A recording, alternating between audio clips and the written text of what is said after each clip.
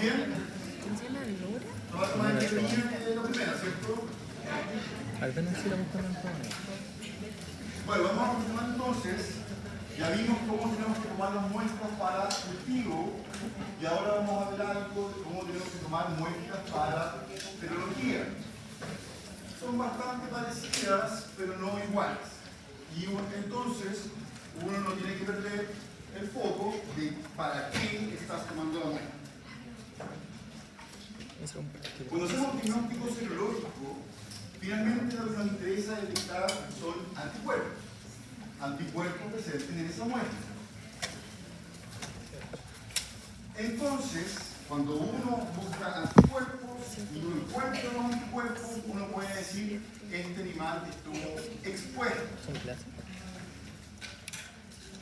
Si yo detecto anticuerpos, ¿yo puedo asegurar que ese animal está infectado? No.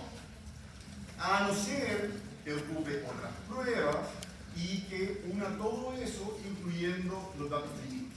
Ahí tal vez recién podría decir, efectivamente, este animal está infectado con el agente contra el cual estoy encontrando anticuerpos. Pero no tenemos que olvidar que hay otras herramientas de uso tradicional que se basan en que queremos que generen anticuerpos, como las vacunas. Entonces, nunca tenemos que olvidar las vacunaciones previas de ese individuo. Yo puedo hacer la mejor prueba serológica, tomo la muestra súper bien, en el mejor laboratorio, me sale positivo y caos. Y finalmente era obvio porque ese animal estaba vacunado. También tenemos que evitar la lipemia postprandial porque va a interferir con las pruebas serológicas. ¿Ya? Aquí tenemos una muestra no lipémica y aquí una lipémica.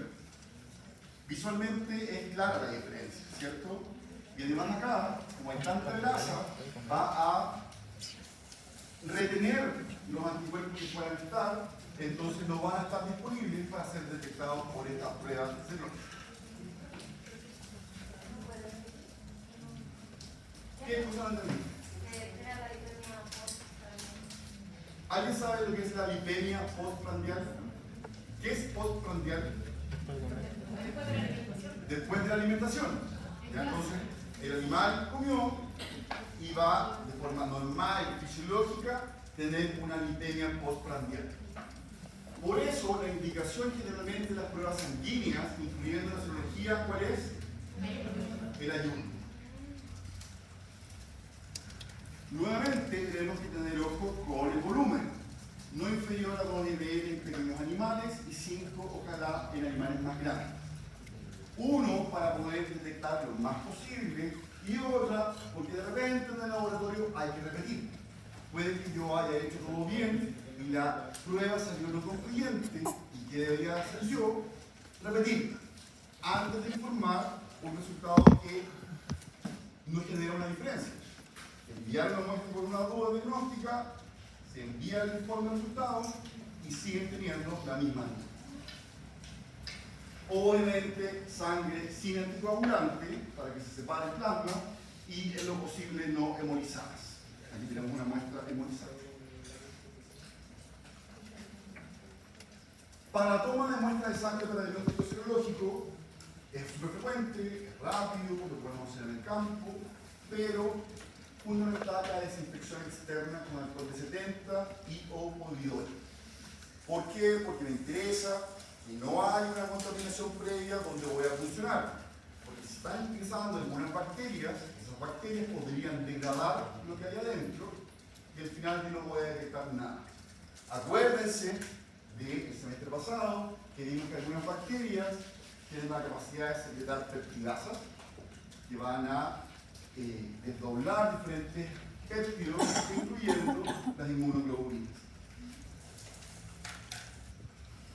Podemos también tomar leche para hacer el diagnóstico serológico, bastante realizado en el campo. Y aquí podemos tomar leche individual o poblacional y las mismas recomendaciones. Lavar el pezón con agua potable, dejar secar, se descartan los primeros chorros y colecto tercero o segundo chorro. ¿Todo bien? Bueno, entonces ya vimos algunos aspectos relacionados al primer paso, la toma de muestras. Y ahora, esa muestra fue tomada en las mejores condiciones, por los mejores y las mejores, se van a acordar de este caso, y tiene que llegar la muestra de alguna forma al laboratorio. Y digo de alguna forma porque en este paso, que de repente es como el perogrullo, un paso que a nadie le importa, pueden ocurrir cosas que van a ir en detrimento de la muestra. Finalmente es el envío de muestras para diagnóstico microbiológico. Acá estamos trabajando con organismos vivos, no con moléculas, no con químicos, que tal vez se van a degradar mucho más lento. Si la bacteria muere, la muestra pierde representatividad. Por eso, el traslado de la muestra desde que se toma hasta que llega al laboratorio tiene que ser lo más rápido posible. Si el individuo está vivo, ojalá en menos de 8 horas. Eso quiere decir que toma una muestra y al mismo día llega al laboratorio. Eso es fundamental para preservar la muestra, pero también es fundamental desde un punto de vista clínico. Yo necesito ese resultado lo antes posible para, entre otras cosas, poder salvar la vida de ese paciente y mejorar su bienestar. Si el animal ya está muerto, podríamos tomarnos un poquito más de tiempo, pero no mucho, para que las bacterias que están en la muestra que yo tomé, sea un frasco, sea una tórula, sea un tejido, no vayan a morir. Esto es obvio, pero de repente se olvida. Tomo muestra un viernes a las 6 de la tarde. Ya no hay muchos servicios que estén recolectando a esa hora. No todos los laboratorios funcionan sábado y domingo. O se hay un feriado. O un fin de semana largo, donde la muestra se hizo todo lo posible. Fue el tutor con el paciente muy enfermo, tomaron la muestra un jueves. Y hay viernes, sábado, domingo y lunes. 4 días perdidos para comenzar con el análisis de esa muestra. Y como ya hemos visto un poquito en las diapositivas anteriores, la muestra tiene que estar en un envase individual, debidamente rotulado, sellado y refrigerado. Individual para que sea representativa del individuo. No voy a mezclar todos los pacientes en un día porque al final no voy a saber quién es el positivo y quién no. Debidamente rotulado para que en el laboratorio uno sepa, esta es la planita no sé cuánto, viene de aquí, esta es la sospecha. Sellados para que la muestra llegue íntegra y refrigerados para que la bacteria no muera. Y aquí ustedes ven algunos ejemplos, tenemos algo más básico. ¿Ustedes enviarían una muestra así al laboratorio? ¿Por qué no? Ya no vemos nada que mantenga una temperatura de refrigeración. ¿Qué más? No tengo idea de qué. No sabemos nada más. Y estas cajas de cartón se pueden filtrar, se pueden romper, ¿cierto? Después llega todo chorreado y desde que pensemos en el microver, desde que la persona se baja en su auto o en la micro, el taxi de donde venga, camina, llega al laboratorio, pasa por fuera de muchas oficinas y va desparramando lo que venga ahí. Ya poniendo en riesgo entonces a todo el personal, no solo el del laboratorio. Y las de aquí, ¿qué les parece? Este está mejor, ¿cierto? Tiene una cajita aislante, un ferro, ice packs y viene una bolsa. Aquí tubitos, todos ordenados en su gradilla, separados con estos cartoncitos, en una bolsa aislante, es una caja aislante. ¿Esto es muy caro? No, ¿cierto? Y pregunto esto porque no cuesta más hacer las cosas bien. Las cajas aislantes se pueden comprar, llegan de repente con los insumos, uno siempre tiene que tener, ¿cierto? Entonces, no cuesta más hacer las cosas adecuadamente. Nuevamente, en la preservación. Ya las ustedes las tengo bien pasadas, pero ¿cómo las preservo hasta que lleguen al laboratorio o hasta que llegue el servicio de laboratorio de retirarlas? Refrigeradas. Lo podemos hacer en un refrigerador especial, con ice pack o con hielo seco. Si es para cultivo, nunca congelar. ¿Por qué? Si congelo, las células bacterianas se van sembrar en el laboratorio y no va a hacer nada porque yo maté la vaca. Si voy a hacer serología, puedo congelar el plasma separado del coágulo. Y luego mando solamente el plasma y no el coágulo. Si envío tejidos, nunca congelar. Y aquí podemos usar diferentes preservantes de tejidos que ustedes pueden comprar comercialmente. Y como esta etapa, la preservación del envío, es crucial para la viabilidad y calidad de la muestra, tenemos diferentes tórulas con medio de transporte. Ustedes se fijan ahí, tenemos diferentes colores, ¿cierto? Esta es la tórula, este es el contenedor, y ahí si se fijan hay como un gel, ¿cierto? Eso es el medio de transporte. El medio de transporte es una gata que no tiene muchos nutrientes, porque no nos interesa que esa bacteria crezca, sino que tiene elementos que la preservan, la van a proteger de las condiciones ambientales. Y de acuerdo a la complejidad de esos preservantes, medios de transporte, las tórulas más utilizadas para el diagnóstico microbiológico es Caribler, y en general son las rojas, Stuart, las azules, y Anis, las negras. ¿Ya? ¿Y cómo las transportamos? Refrigeradas. Y además, todas tienen un papelito donde uno debería anotar el nombre del paciente, la fecha de obtención y algún dato mínimo para poder separarlas, ¿sí? O al menos un número.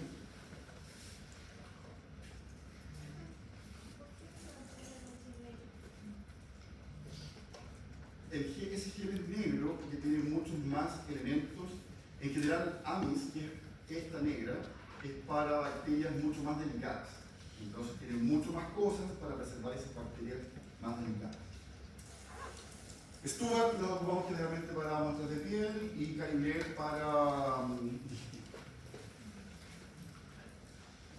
Pero no siempre podemos tomar las muestras de forma ideal, en un ambiente muy limpio, con la tórula, con nuestro delantal. Aquí estamos nosotros, está Beatriz, estoy yo, en una planta faenadora. Estamos aquí en la sección de guatería, que es donde se procesan las vísceras, que de por sí es una sala muy sucia, ¿ya? Pero de todas formas, uno se preocupa de tomar las muestras bien, ¿ya? Claramente aquí no podemos hacer mucha desinfección del medio, pero sí, fíjense, tenemos guantes, tenemos nuestros overoles, mangas, nuestra mascarilla, bueno, cosas pasadas en la planta, y todas las muestras recolectadas en tubos individuales estériles. ¿Sí? Entonces después guardábamos esa muestra, poníamos un numerito y sabíamos con qué estábamos trabajando. Si lo podemos hacer en una planta faenadora, ¿no será obvio que lo podamos hacer en una clínica veterinaria? ¿Cierto? Una muy olorosa experiencia. Ya. Entonces, a lo que voy es que uno siempre tiene que tratar de hacerlo mejor. Yo les voy a mostrar algunos casos del año pasado para que ustedes me digan si está bien o está mal. Acá vamos a empezar con esta. Este es un frasco de Nescafé, una selección. Y ahora ahí, orina. Y esto llegó. ¿Qué harían ustedes? Pero puede ser peor. Puede ser peor. ¿Corresponde o no corresponde? ¿Por qué no? Primero no viene estéril, ¿cierto? No sabemos si ese frasco estuvo abierto miles de años, o tal vez lo jugaron recién con agua potable, la señora se hizo el último café, sacó el país, el favor de orina. ¿Esto tiene cierre médico? No, ¿cierto? Y esto llegó. Y esto también ya lo había pasado en el laboratorio. ¿Qué ven ahí? Aquí hay pulmones y una majamama de cosas. Y cuando se abrió en el laboratorio, venía así, una piscina de sangre. ¿Corresponde o no corresponde? ¿Por qué no corresponde?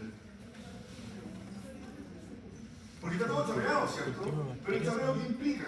Que estas bolsas no están selladas y que puede haber contaminación entre las muestras. Y luego, cuando se abre la caja, es un riesgo para uno, ¿cierto? Tengo que bucear entre un charco de sangre, tomar una bolsa que está estirando en sangre, dilucidar que hay acá, abrirla, y todos esos pasos es contaminación, que pueden ser riesgosos para el operante, ¿ya? Uno siempre tiene que, nos enfocamos en que la muestra no se pierda, porque esto es valioso, pero tampoco vamos a hacer un esfuerzo sobrehumano, ni ser héroes o heroínas, poniendo nuestra vida en peligro. Oye, créanme, esto es real. ¿Qué hicieron con esa muestra? Intentamos analizar. Digo intentamos porque al final te cuesta claro. Yo puedo decir que el pulmón 1, el 2 y el 3. Pero con esto, si tenemos problemas de resultado, ¿es culpa de uno? Y eso es súper importante porque al final la responsabilidad siempre es del microbiólogo. ¿Por qué? Porque el clínico, no estoy hablando más de nadie, por si acaso, te dice, yo tengo una sospecha 100% de esto. Perfecto, ningún atado, yo voy a hacer lo mejor posible. Pero si mi insumo, mi único insumo, que es la muestra, viene así, yo no puedo hacer más. Y lo que te informe también es responsabilidad tuya. ¿Ya? Y aquí digo la palabra responsabilidad, porque no es que tome la muestra, se va al laboratorio que lo vean los microbiólogos. El clínico tiene una responsabilidad porque es el que está solicitando todo esto que estamos haciendo, entonces debería proveernos una muestra adecuada. Y cuando hablamos del envío de la muestra, para que siga siendo adecuada, tiene que acompañarse de una orden médica o un formulario de envío. O si no, no sé qué estoy trabajando. De repente uno puede decir, oye, esto parece un pulmón, pero si está medio degradado, parece otra cosa.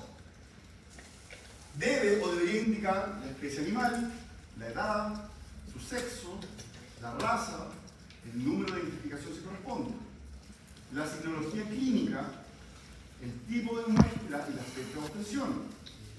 ¿Es una sospecha diagnóstica o una búsqueda activa?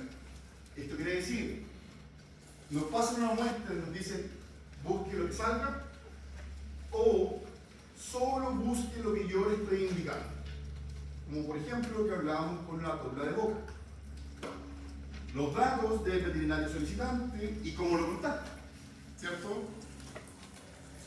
Y esto es mega básico y tampoco ocurre siempre. Uno de repente recibe cosas, no tiene idea qué es, un perro, un elefante, nada, y luego que lo pide. Y no tiene que ver con que yo quiero hablar con esa persona, sino que a alguna persona tengo que devolverle, enviarle ese resultado, porque hay una vida en juego. Y aquí también vamos a ver algunos casos de la vida real, de órdenes médicas. Aquí, de protección a la persona, paciente Anubis, edad de 1 año, especie C, canino, caballo, cocodrilo, el peso.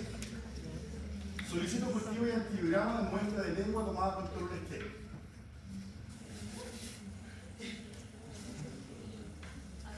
Solicito que dice. Cultivo ahí. ¿Es adecuada esta orden? Antibiograma. Rescatemos lo positivo. Dice que solicita cultivo y antibiograma. Bien. La muestra, tolurado de lengua. No. Tolur estéril. Bien. ¿Algo más? No. Entonces uno queda así como, ¿qué hago con eso? Ya no hay ningún dato. Entonces, ¿qué hago con esa muestra? La pongo en pausa hasta que logre contactarme con el solicitante o se dé un retraso de una. ¿Ya? El retraso de muestra es también súper importante y es parte de la trazabilidad y calidad del laboratorio. Y si ustedes se fijan, generalmente los laboratorios tienen un apartado donde dicen condiciones de aceptación de una muestra y condiciones de rechazo. Esta se rechaza. Aquí tenemos otra. Nombre del paciente, especie canino, una hembra, ficha. Solicito cultivo y antibiograma de vómito para identificación Identificar infección gástrica.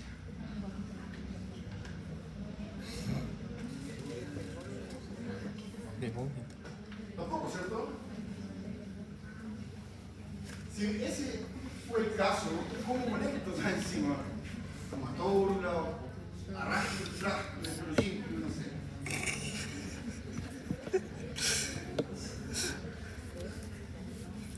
Acá tenemos otro. Fecha Murci. 6 años. Solicito un análisis reproductivo por citocénesis. Murci será un perro, fierro, gato. Un análisis no es microbiología, un cultivo por citocénesis. De esa forma, se indica la forma en que fue colectada. Bien. Pero nos informa algo más.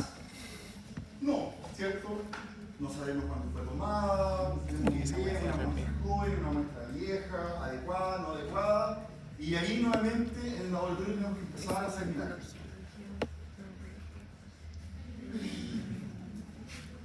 Entonces, para tratar de evitar estas subjetividades y que a alguien se le olvide algo, por muy básico que sea, en general los laboratorios trabajan con esto: órdenes para solicitud de exámenes. Esta es la orden con la que trabajamos actualmente en Microben, y ustedes pueden ver que tenemos la sección de identificación del paciente, nombre, especie, sexo, edad, número de ficha, diagnóstico presuntivo, tratamiento antibiótico, si no cuál, otros antecedentes relevantes, identificación del tutor, ahí lo que más, del médico solicitante, cuál es la muestra, qué examen está requiriendo, urinálisis, hemocultivo, serología, cultivo tradicional, etc. Y métodos de contacto. ¿Ya? Entonces, estas normas básicas, podríamos hablar muy básicas, aseguran la idoneidad de la muestra y evitan resultados erróneos. Como en la siguiente clase ya nos vamos a meter con las técnicas, y todo esto demora tiempo. Si yo puedo ahorrar tiempo en esto, estoy facilitando finalmente el diagnóstico. Y mientras más rápido se realiza el diagnóstico, más rápido ese tutor y ese médico veterinario solicitante va a tener la información útil para recuperar el estado de salud y bienestar de un animal. ¿Sí?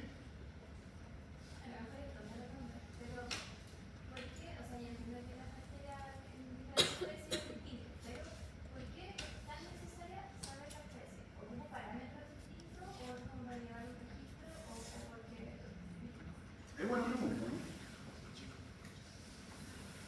¿Por qué es importante indicar la especie animal en una orden? Porque hay bacterias que son de especies que Por ejemplo, ¿buscarían Brucella canis en una vaca? ¿Buscarían Brucella aborto en una perra? No, ¿cierto? Entonces yo tengo que saber qué es. Clamidófila cetaceae en un ratón. Tampoco. Leptospira y un largo etcétera. Aquí cuando uno hace diagnóstico es juntar muchos conocimientos. ¿Ya? Entonces uno tiene que decir, el paciente es un canino. El cuadro presuntivo es este. Entonces yo, estos son los agentes que podrían estar. Y descarto muchos otros. La edad es relevante. ¿Por qué? ¿Buscaríamos, por ejemplo, un patógeno reproductivo en un cachorro? No, a no ser que sea transmisión congénita, ¿cierto? No por monta. Sexo. Hay algunas bacterias que encontramos más en machos que en hembras. Acuérdense Campylobacter, que se encontraba en la mucosa peniana y era mucho más fácil de muestrear que un aborto, una metritis, ¿cierto? La raza también es importante, por ejemplo, sistemas productivos. No da lo mismo, por ejemplo, una vaca de leche que una vaca de carne. Los sistemas productivos son condiciones productivas diferentes y hay patologías que se expresan en diferentes frecuencias. Entonces, todo eso uno lo integra, porque a pesar de estar en el laboratorio, seguimos siendo médicos veterinarios y médicas veterinarias y tenemos nuestro conocimiento clínico.